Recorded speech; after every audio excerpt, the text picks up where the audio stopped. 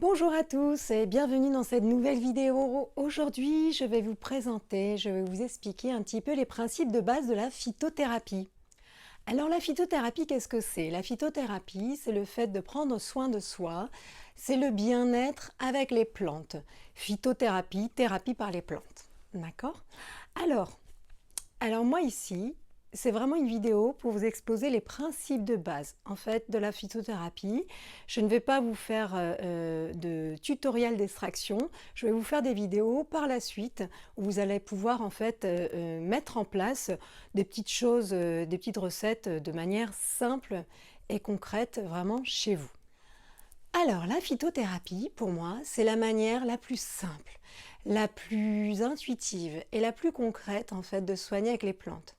Alors vous allez voir qu'après cette vidéo, je pense que vous allez vous rendre compte que chez vous, de manière sans le savoir en fait, de manière inconsciente, vous faites de la phytothérapie.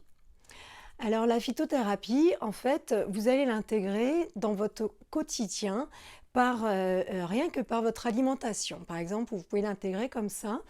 Et en fait, le principe de base de la phytothérapie, c'est la cueillette d'une plante qui va être plus ou moins mature et vous allez utiliser différentes parties de cette plante ou la plante en totalité. Quand je vous dis différentes parties, ça peut être ses racines, sa tige, ça peut être ses feuilles, ça peut être ses fleurs, ça peut être ses fruits, ça peut être ses graines, ça peut être son écorce ou ça peut être donc toutes ces parties prises individuellement ou on va prendre la plante vraiment dans sa totalité. Donc on va tout prendre, les racines, les tiges, les graines, les fleurs, si jamais. Alors graines et fleurs, parfois c'est pas évident, on fait double cueillette. Mais voilà, donc en fait voilà le principe un petit peu de la phyto. Vos plantes, vous allez les utiliser de manière fraîche ou vous allez les utiliser de manière sèche.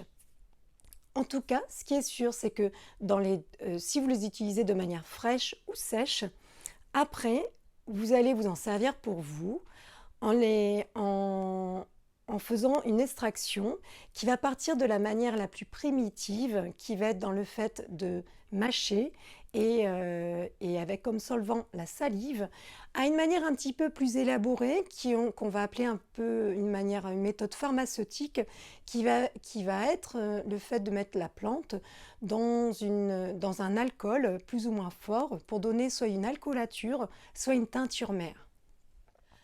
Alors, entre la manière la plus primitive et la manière un peu plus élaborée, vous allez trouver d'autres types de solvants et vous allez pouvoir extraire en fait différents principes actifs de vos plantes.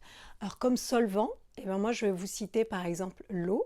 Vous allez avoir également tous les corps gras, l'huile, les différentes cires, le beurre, le saindoux, enfin tous les corps gras. Et vous allez avoir du coup aussi les sucres. Donc ça va être les sucres végétaux, les sucres comme le miel également. Tout ça, ça va être des solvants. Et après, vous allez pouvoir élaborer en fait vos remèdes pour pouvoir prendre soin de vous. Alors ici, voilà, je vous ai exposé quelques plantes. Nous avons des plantes fraîches, des plantes sèches et j'ai des extractions.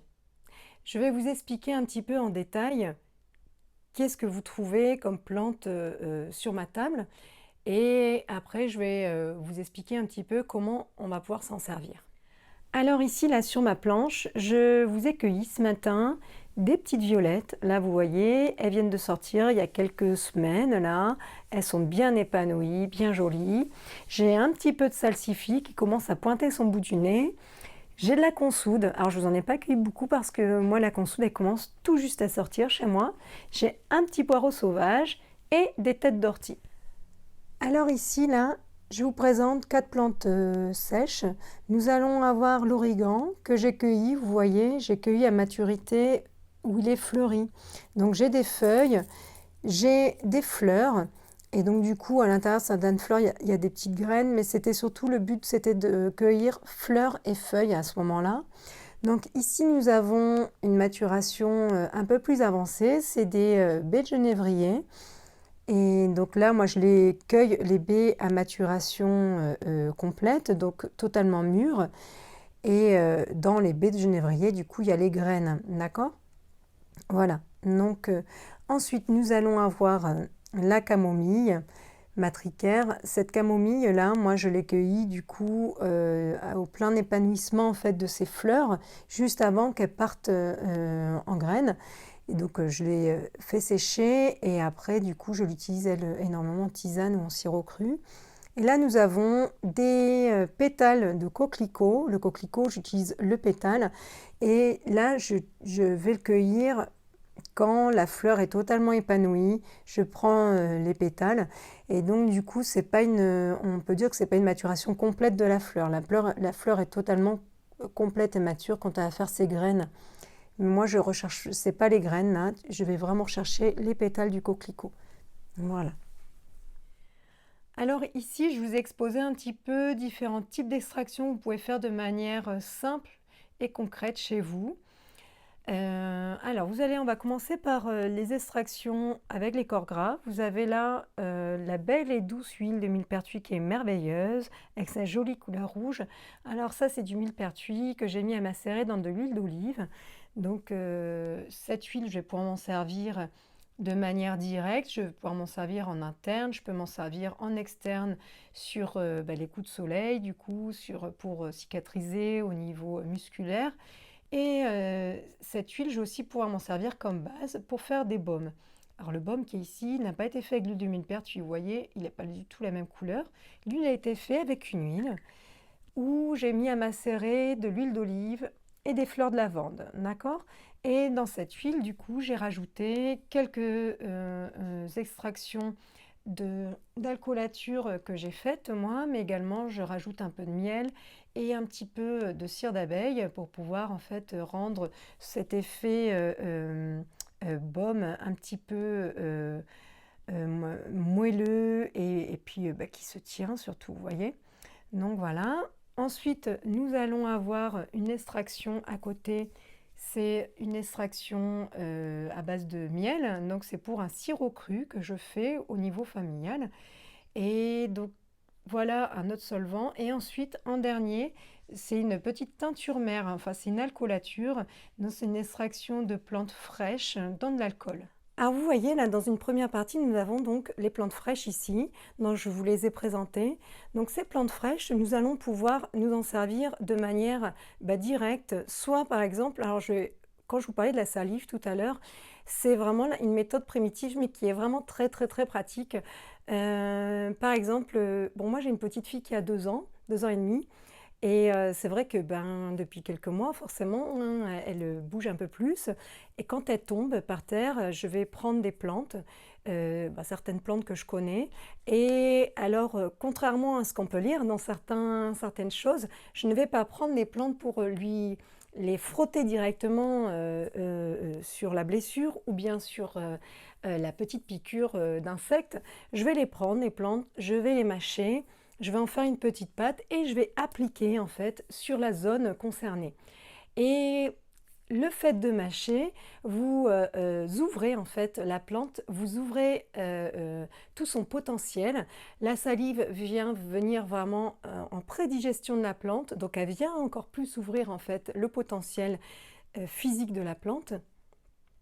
Et le fait de préparer une petite pâte pour ma fille, moi, énergétiquement, je vais mettre toute mon intention de mère pour que ça aille bien, que ça l'aide, que ça l'apaise.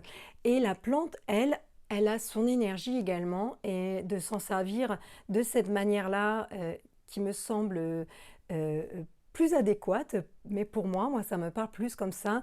Je trouve que c'est énormément efficace en fait à partir de ce moment-là. Voilà, donc là c'est vraiment une utilisation rapide, simple et concrète de certaines plantes.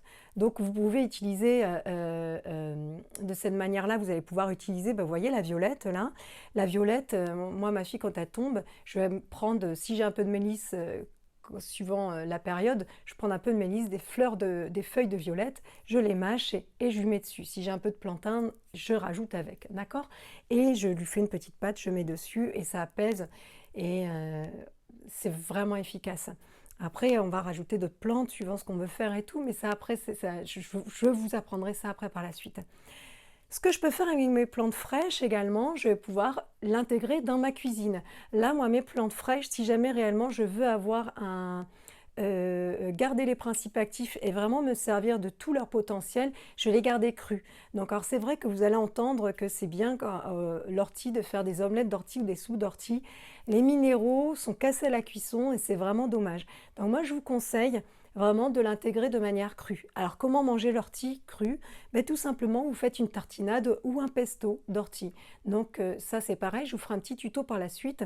Et c'est très simple et c'est quelque chose, quand vous en avez sous la main de l'ortie, vous pouvez en faire tous les 2-3 jours, ça prend 2 minutes et c'est des bombes énergétiques, des bombes reminéralisantes pour le corps. Et vraiment par rapport... c'est vrai que moi j'incite énormément les personnes que j'ai en formation à faire elles-mêmes. Parfois elles n'ont pas les possibilités matérielles de faire plein d'extractions elles-mêmes, tout ça. Mais des petites tartinades, généralement ça se fait très facilement. Et c'est vraiment quelque chose qui peut être fait facilement et rapidement. Et au niveau reminéralisation, vraiment je trouve ça super chouette. Alors après, vous allez avoir également, vous pouvez faire des infusions chaude avec des plantes fraîches, d'accord? Là, par exemple, je vous ai mis une carafe où j'ai mis de l'ortie et j'ai mis de la violette que j'ai cueillie là tout à l'heure. Et en fait, je fais infuser en infusion froide. Ça, c'est pareil, en fait, c'est toujours pour éviter de casser le moins possible les principes actifs, les minéraux, tout ça. Cette infusion froide, ben, je vais m'en servir en infusion reminéralisante et en infusion adoucissante. Alors, en fait, si jamais... suivant comment je vais m'en servir, alors après on va rentrer vraiment dans un système énergétique. Je sais que je vais pouvoir aller la mettre au soleil pour aller capturer l'énergie du soleil. Je vais aller l'énergétiser comme ça. Des moments ça m'arrive de faire des cueillettes, de les mettre à la lune et pour pouvoir vraiment capturer l'énergie de la lune dans mon eau. Et j'ai une infusion froide lunaire et je vais aller travailler telle ou telle chose en fait pour moi, pour ma famille, tout ça. Donc voilà aussi d'autres manières de faire un petit peu de la phytothérapie. Donc au niveau des plantes fraîches, là quand vous vous servez directement et de manière rapide et facile, vous pouvez faire ça, d'accord? Après, vous pouvez faire des choses un petit peu plus élaborées. Donc vous allez pouvoir faire avec les plantes fraîches un sirop cru, comme je vous montrais tout à l'heure. Lui, le sirop cru, vous allez pouvoir le faire avec des plantes fraîches ou des plantes sèches. Donc on peut le faire tout au long de l'année. Vous allez pouvoir faire également tout ce qui est alcoolature, teinture mère. Donc ça, c'est vraiment le nom teinture mère, ça appartient au domaine pharmaceutique. Donc je vais vous parler d'alcoolature. Donc vous allez pouvoir faire des alcoolatures. Alors moi, les alcoolatures, je préfère vraiment utiliser des plantes fraîches. J'utilise très peu, très rarement des plantes sèches. Alors tout simplement pourquoi? Parce qu'en fait, l'eau est miscible dans l'alcool. Donc quand je prends une plante fraîche que j'ai cueillie à tel moment de la journée que j'ai choisi, je la prends, je la cueille, je la mets directement dans l'alcool. Je sais que mon alcool a capturé les principes actifs de la plante au niveau physique, mais aussi toute l'énergie de la plante et toute l'eau de la plante avec la mémoire de l'eau de la plante. Cette mémoire, cette eau de la plante est très importante pour moi quand je fais une alcoolature, quand je fais ce type d'extraction. Il y a d'autres types d'extractions que je vous expliquerai par la suite qui sont un peu plus compliquées, mais en tout cas, les alcoolatures, ça c'est vraiment très simple. Moi, je vous conseille d'utiliser une plante fraîche parce que vraiment, vous allez vraiment aller chercher toute une subtilité de la plante que vous avez peu ou plus dans une plante sèche. Voilà.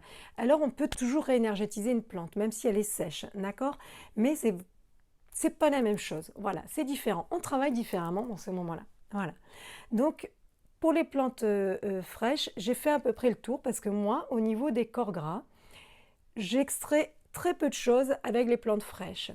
Alors tout simplement par expérience, en fait, je me suis retrouvée à avoir des huiles qui rancissaient plus rapidement quand j'utilisais la plante extrêmement fraîche, cueillie, mise dans l'huile directement, que si je la faisais sécher quelques jours durant et que je la mettais par la suite dans l'huile. Donc du coup, moi c'est vrai que j'utilise pas une plante très fraîche pour mes extractions avec les corps gras. Voilà. Donc là, au niveau des plantes sèches, donc je vous les ai présentées. Moi, les plantes sèches, donc du coup, on va pouvoir s'en servir en tisane. Alors, on peut s'en servir en tisane chaude, ce qu'on connaît habituellement. Donc, vous faites chauffer de l'eau. Il faut essayer de ne pas la faire trop chauffer. L'eau, c'est toujours cette histoire de principe actif qui s'abîme, en fait. Et sinon, vous pouvez faire des infusions froides. Alors les infusions froides, comment ça se passe? Bah, tout simplement, en fait, il faut être un peu plus patient que l'infusion chaude. Là, vous voyez, moi, là, j'ai fait avec des plantes fraîches une infusion froide. Je pourrais commencer à la boire maintenant, elle a quelques heures, et j'ai vraiment un message énergétique qui est posé, j'ai des choses, j'ai quelques principes actifs, mais je sais que ce soir, mes plantes, elles auront vraiment déversé énormément de principes actifs, je vais avoir plus de minéraux, j'aurai plus de choses à récupérer, d'accord? Il y aura une petite fermentation qui sera mise en place, qui sera aussi intéressante. Donc du coup, vraiment, moi, je sais que je vais être un peu plus patiente avec des infusions froides.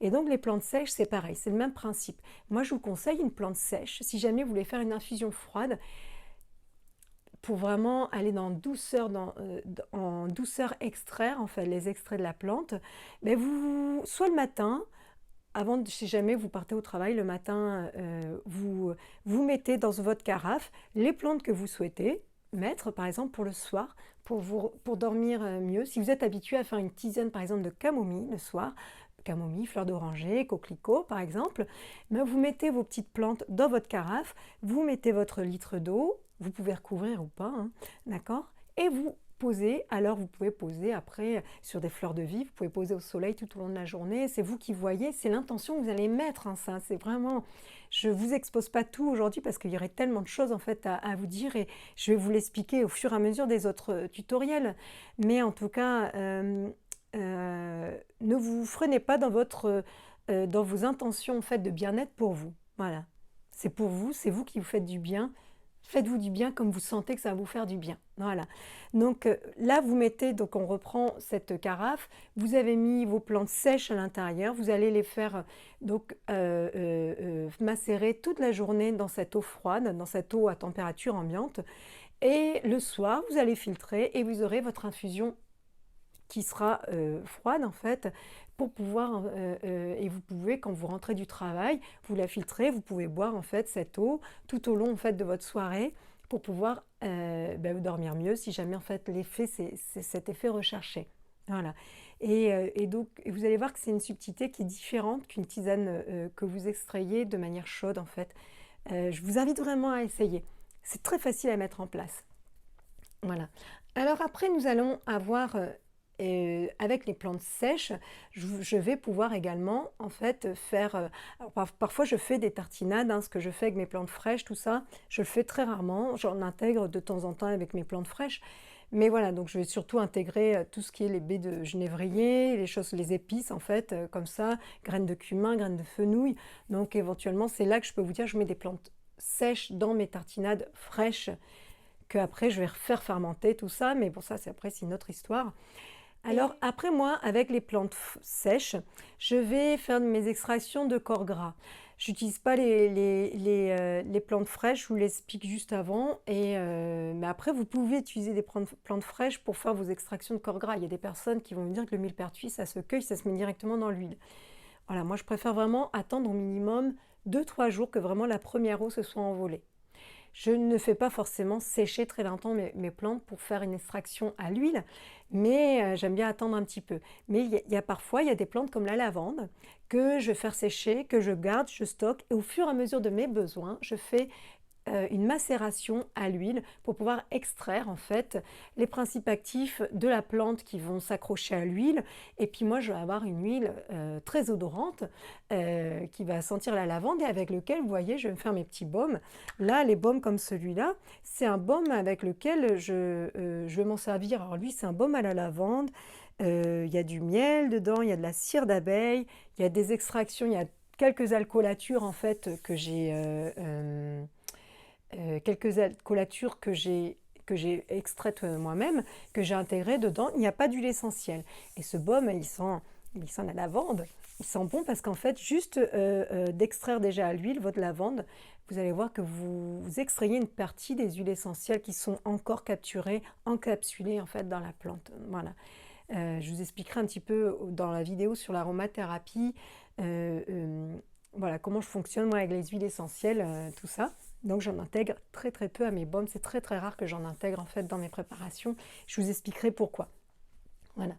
avec, du coup, donc ça, c'est toutes les extractions au niveau corps gras. Et alors ça, c'est vraiment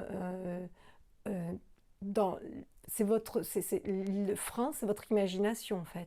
Si jamais il y a une plante qui vous plaît, alors oui, il y a des plantes qui sont très odorantes, par exemple le lilas. Et le lilas, c'est une plante qui est difficile à capturer au niveau parfum pour faire une huile parfumée très, très douce et très agréable. Vraiment, en tout cas, moi j'ai énormément de mal. Si vous arrivez à extraire l'odeur du lilas dans un corps gras de manière très facile, je veux bien qu'en commentaire vous m'expliquiez comment vous faites parce que vraiment ça m'intéresse. J'adore l'odeur du lilas et je n'arrive pas à capturer son odeur. Voilà, ça c'est vraiment si vous avez quelques connaissances comme ça. Alors voilà, moi au niveau des corps gras, ce que je vais, c'est comme ça que je vais l'utiliser. Après, je vais utiliser donc tout ce qui est les sucres. Donc les sucres là, vous voyez, j'ai fait un sirop cru, c'est un sirop familial en fait. Là-dedans, j'ai mis plusieurs plantes. Il y a des fraîches, il y a des sèches. Je mélange mes plantes, je mets du sucre, je vais mettre du miel. Moi, je fais énormément avec le miel en fait parce que j'ai un petit producteur local. Donc, je vais mettre du miel et mon miel va extraire en fait les principes actifs de ma plante. Ce qui va me faire un sirop en fait tout simplement qui va être cru. Alors, ce sirop, il n'est pas cuit. Donc du coup, il ne va pas se conserver des années, d'accord, ce petit sirop, mais moi je vais le conserver au frigo et ce petit sirop, il va vieillir, il va fermenter au fur et à mesure des jours. Et c'est vrai qu'il va pouvoir devenir un petit peu pétillant. Alors moi, tant qu'il n'a pas de filament de moisissure, je l'utilise parce qu'en fait, j'utilise énormément d'aliments fermentés. Et là, d'ailleurs, c'est là que, au niveau des extractions les plus courantes, donc je vous ai parlé, on va avoir comme solvant la salive, l'eau, les sucres, les corps gras et l'alcool. Et moi, j'ai même envie de vous rajouter, il y a toutes les extractions qui sont dans le possible et l'imagination que vous pouvez avoir. Vous voyez, moi je fais, dans une prochaine vidéo, je vous expliquerai un petit peu les aliments fermentés. Et parce que moi, je travaille énormément quand je suis des personnes et que je fais du conseil bien-être, je travaille énormément avec le microbiote et comment intégrer le bien-être microbiotique dans l'alimentation au quotidien avec des plantes qui vont vous servir à vous reminéraliser, à booster votre immunité, tout ça. En fait, un petit peu tout en même temps. Et par exemple, je sais que je fais énormément de kéfir, peut-être que vous en faites à la maison, du kéfir qu'on va appeler du kéfir d'eau ou du kéfir de fruits. Moi, une fois que j'ai mon kéfir, vous voyez, je l'ai filtré, je vais faire une infusion fraîche, comme je peux faire là avec l'eau. Tout simplement, par exemple, je vais prendre de l'ortie, bon là, j'aurais pu prendre l'ortie violette et mettre en fait du kéfir, le recouvrir de kéfir et laisser fermenter une journée. Voilà, l'ortie, je ne fais pas beaucoup fermenter parce que ça fermente très vite, mais je vais laisser fermenter au moins une journée, en fait, 2 journées suivant les plantes. Et mon kéfir, il va se développer au niveau microbiotique, au niveau des probiotiques, donc il va se développer. Au niveau des bactéries qui vont être plutôt bienfaisantes pour nous. Et en même temps, mon kéfir, il va se charger des principes actifs des plantes que je vais mettre à l'intérieur. Et ces plantes, moi mes petites plantes, je les cueille, elles sont fraîches, je les mets dedans. Elles sont chargées aussi de bactéries, de plein de petites choses. Et donc elles vont venir enrichir mon kéfir. Donc là, c'est encore une autre méthode de faire de la phytothérapie que je ne vous ai pas montré ici, là. Mais c'est une autre méthode qui peut être faite de manière facile. Si vous faites du kéfir chez vous, déjà rien que le fait de faire du kéfir, pour moi, en fait, c'est une méthode de soin, d'accord? Et après, votre kéfir, vous pouvez l'adapter à vos besoins journaliers, à vos besoins du moment, à vos besoins au niveau de votre niveau de santé, au niveau de votre niveau de bien-être. Voilà, ça ne vous empêche pas. Et donc, et après, c'est pour tout. Et donc voilà, je pense que j'ai fait le tour un petit peu de ce que je voulais vous expliquer et vous exposer. Alors j'espère que ça vous a déjà donné quelques pistes de travail, quelques pistes de réflexion et quelques informations pour pouvoir vous approprier votre bien-être au quotidien chez vous. Et là, pour le coup, pour aujourd'hui, grâce à la phytothérapie. Alors j'espère que cette vidéo vous a plu. N'hésitez pas à liker, la vidéo, à la partager. N'hésitez pas à poster vos commentaires. Moi, je suis toujours preneuse, surtout si vous avez des questions, si vous avez envie que je développe tel ou tel thème par la suite. Vraiment, n'hésitez pas à me donner des petits thèmes à développer. Moi, ça me fait plaisir. Et abonnez-vous à la chaîne si ça vous intéresse. Comme ça, vous aurez des petites notifications pour quand je mettrai une prochaine vidéo, pour les tutos par exemple, pour la phytothérapie, tout ça. Je vous remercie, merci de m'avoir écouté, merci de m'avoir suivi et je vous dis à bientôt.